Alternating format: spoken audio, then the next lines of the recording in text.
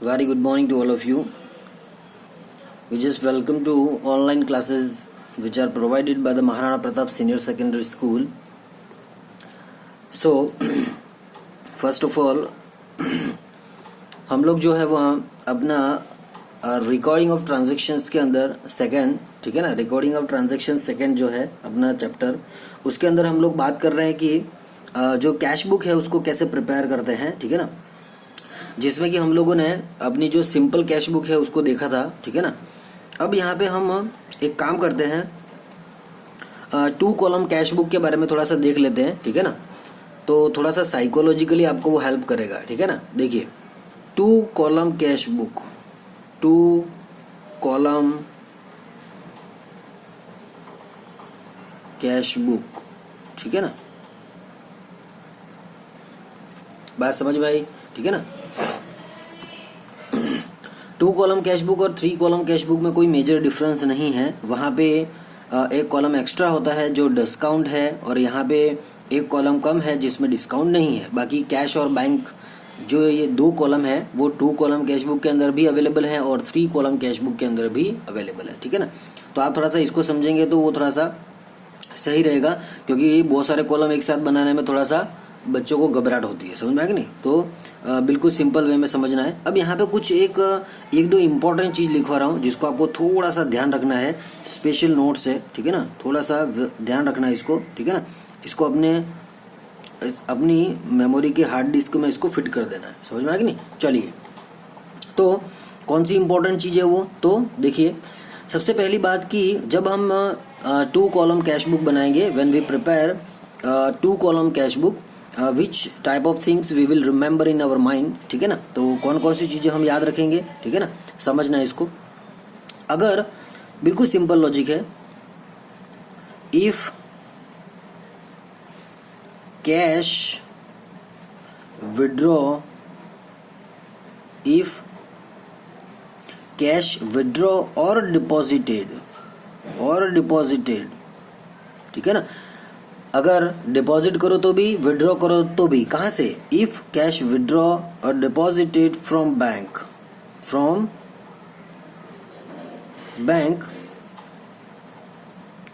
it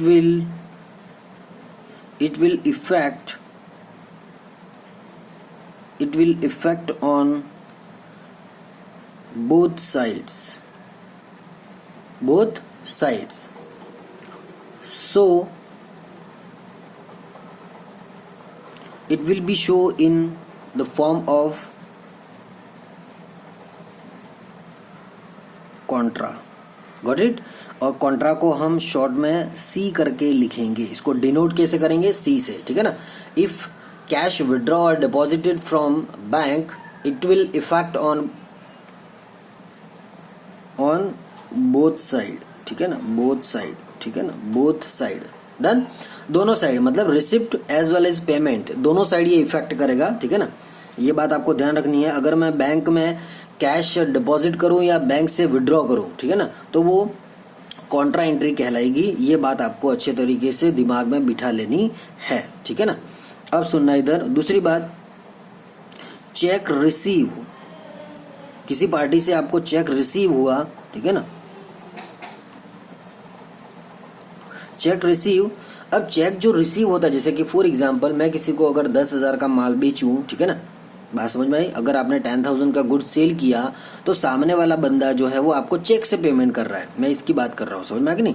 तो क्या होगा सर, तो चेक के अंदर 2 कंडीशंस हो सकती हैं। या तो चेक जो है वो चेक आपको आज रिसीव हुआ और आप 2 दिन बाद, 3 दिन बाद, ठीक है ना, आफ्टर 2 और 3 डेज अगर आप डिपॉजिट करते हैं बैंक में, तो वो कंडीशन अलग कहलाएगी।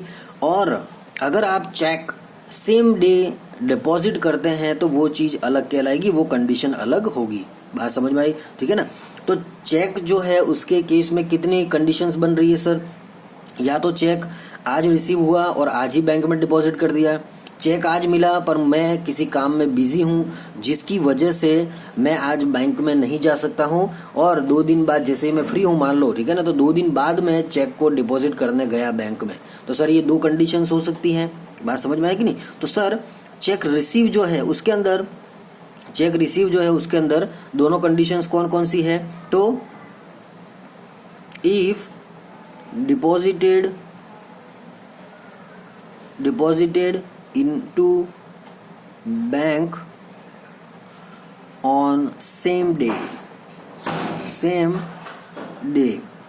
एक तो वो हो सकता है जिसमें कि उसी दिन हमने चेक रिसीव हुआ और उसी दिन हमने डिपॉजिट कर दिया बैंक में, और अनदर कंडीशन इज कि if check deposited into bank after 2 days या 1 days whatever, समझ में आ गया नहीं, उसी दिन नहीं करना, ठीक है ना। ये कंडीशन दोनों अलग अलग है, सेम डे कर देना और सेम डे नहीं कर देना, ठीक है ना। तो यहाँ पे मैंने फॉर एग्जांपल लिख दिया 2 days, समझ में आ गया नहीं। तो इस तरीके से 1 दिन बाद, 2 दिन बाद, डन। तो सेम डे तो हुआ नहीं, 1 दिन बाद मतलब दिन चेंज हो गया, डेट बदल गई, समझ में आ गया नहीं, इस तरीके से। तो अगर ये वाली कंडीशन होगी तो क्या करेंगे, और ये वाली कंडीशन होगी तो क्या करेंगे, समझ में आ गया नहीं। अगर ये वाली कंडीशन होगी, ठीक है ना, ये वाली कंडीशन होगी तो हम लोग कैसे ट्रीट करेंगे, ठीक है ना। तो सीधा कॉन्सेप्ट है, अगर चेक रिसीव हुआ और आपने सेम डे डिपॉजिट कर दिया तो हमारा जो सर चेक रिसीव हुआ, सबसे पहली बात समझ में आ गई नहीं। तो सर वो मेरे लिए रिसिप्ट है कि पेमेंट है, सर वो मेरे लिए बिल्कुल रिसिप्ट है, मैं चेक रिसीव कर रहा हूँ तो रिसिप्ट है। तो रिसिप्ट वाले कॉलम के अंदर जो 2 कॉलम बन रहे हैं कैश और बैंक, और इधर पेमेंट वाले में जो कैश और बैंक 2 कॉलम बन रहे हैं, तो मैं बात कर रहा हूँ रिसिप्ट वाली साइड की, जिसको हम कहते हैं लेफ्ट हैंड साइड, ठीक है ना। तो उसमें जो कैश और बैंक कॉलम है उसमें सर हम कहाँ लिखेंगे, जब चेक जो है वह सेम डे डिपॉजिट कर दिया जाता है। तो sir same day cheque deposit कर दिया जाता है तो सीधा बैंक में चला जाएगा, इसीलिए हम लोग उसको बैंक कॉलम के अंदर लिख देंगे, ये आपको ध्यान रखना है। समझ में आया, कहानी समझ में आई। जबकि यहाँ पे क्या होगा सर, यहाँ पे क्या होगा, यहाँ पे 2 चीजें बनेगी, ठीक है ना। एक तो वो जिस दिन चेक रिसीव हुआ है, समझ में आ गया नहीं। तो चेक जब रिसीव होगा, ठीक है ना, तो उस दिन हम क्या करेंगे सर इसको, तो सर बैंक इसके अंदर क्या है, 2 कंडीशन बनेगी कि सर जिस दिन चेक रिसीव हुआ है उस दिन क्या होगा सर, वो आपके रिसिप्ट में चेक रिसीव हुआ बट आपने उसको उसी दिन चेक मतलब बैंक में डिपॉजिट तो किया नहीं है, ठीक है ना। तो रिसिप्ट साइड जो कैश कॉलम है उसके अंदर हम लोग उसको लिखेंगे सबसे पहले, ठीक है ना। तो कैश कॉलम जो होगा, ठीक है ना, कैश कॉलम जो है उसके अंदर हम लोग इसको लिखेंगे। देन आफ्टर जब हम डिपॉजिट करने जाएंगे बैंक के अंदर, समझ में आ गया नहीं, तो क्या होगा सर, वहां पे contra entry as a contra entry वो इफेक्ट करेगा। बात समझ में आ गई, ठीक है ना। एज अ कॉन्ट्रा एंट्री वो इफेक्ट करेगा। कैसे, तो सर इस तरीके से देखिए, कॉन्ट्रा एंट्री इफेक्ट करेगा जब हम लोग डिपॉजिट करने जाएंगे, ठीक है ना, डिपॉजिटेड इनटू बैंक, ठीक है ना। तो ये चीज जो है वहाँ सर कैश कॉलम में भी आएगी और बैंक कॉलम में भी आएगी। बात समझ में आ गई, ठीक है ना, जिसको हम कॉन्ट्रा कहते हैं। डन। जब एक चीज दोनों के ऊपर इफेक्ट करे, ठीक है ना, कैश और बैंक मतलब रिसिप्ट में भी और पेमेंट में भी, तो उसे कॉन्ट्रा एंट्री कहते हैं, ठीक है ना। तो कैश और बैंक दोनों कॉलम में इसका इफेक्ट होगा। समझ में आया। जैसे तो इसको समझने के लिए मैं यहाँ पे डेट मेंशन कर देता हूँ। जैसे आपको वो चेक रिसीव हुआ, मान लेते हैं 1 जनवरी 2001, ठीक है ना, और उसी चेक को आप डिपॉजिट कर रहे हो सर नेक्स्ट डे, ठीक है ना, तो 2 जनवरी 2001। तो ये वाली जो चीज है वो यहाँ पे एप्लीकेबल होगी। समझ में आया, ठीक है ना। ये एग्जाम्पल से आपको समझना है। उसी दिन डिपॉजिट करना सेम डे, और चेक रिसीव हुआ 1 जन को और आपने डिपॉजिट किया बैंक में 2 जन को, तो दोनों चीजें अलग अलग है, ठीक है ना। तो ये वाली कंडीशन होगी, तो जिस दिन चेक रिसीव हो रहा है तो कैश वाले कॉलम में लिखना है रिसिप्ट साइड, और उसी चेक को नेक्स्ट डे अगर आप डिपॉजिट करते हैं बैंक में तो सर उसको कहाँ पे लिखेंगे, तो सर उसकी कॉन्ट्रा एंट्री बनेगी, क्योंकि वो चीज कैश में कन्वर्ट हो जाएगी। समझ में आ गई नहीं। तो सर क्या होगा सर, तो जैसे मैं बैंक में जमा करूंगा तो वो क्या होगा, कैश में कन्वर्ट होगा, ठीक है ना। तो sir cash as well as bank मतलब कॉन्ट्रा एंट्री बनेगी। तो ये आपको बहुत अच्छे से समझना है, ठीक है ना।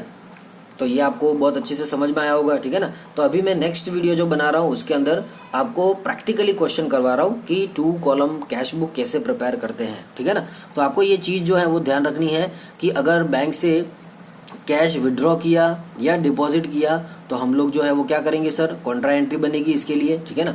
और चेक रिसीव जो है उसके लिए 2 कंडीशंस बनेगी। There are 2 conditions in the form of cheque received by the customer, ठीक है ना। तो इस तरीके से आपको थोड़ा सा ध्यान रखना है, ये इंपॉर्टेंट चीज है जिसको आपको अपने दिमाग में अच्छे तरीके से बिठा लेना है, ठीक है ना। तो अभी नेक्स्ट वीडियो के अंदर मैं करवा रहा हूँ आपको प्रैक्टिकली क्वेश्चंस, ठीक है ना। चलिए, thank you and have a nice day.